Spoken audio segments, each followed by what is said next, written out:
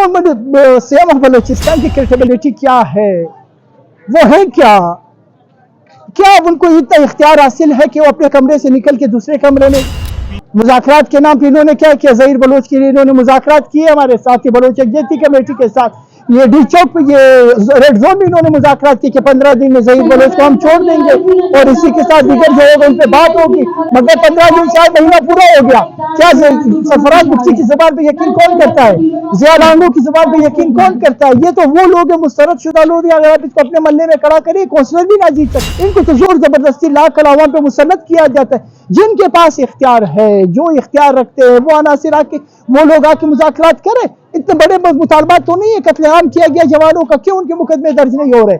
लोगों को उठाया गया, हजार से ऊपर नौजवानों को राजी मुच्ची से पहले और राजी मुच्ची के बाद उठाया जा रहा है, मुख्तलिफ जेलों में डाला जा रहा है, लापता किया जा रहा है। जहीन बलोच लापता है, शेरबाज बलोच लापता है, इनको स्पिनी रोड से उठाया गया। तो ये क्यों नहीं छोड़ा जा रहा है इनको? आपने तमाम मसलात की जो कहा वो है वो आपने बंद किए हुए, आपने मोबाइल बंद किया, आपने सिग्नल बंद किए हुए, आपने सोशल मीडिया बंद किया। कि अगर आपने जुल्म जबर नहीं किया तो फिर किस चीज का डर है? क्यों आप ये इंटरनेट नहीं खोलते, क्यों आप ये सिग्नल नहीं खोलते ताकि तमाम हालात तो पता चले? आपने जवानों को क्यों नहीं छोड़ रहे?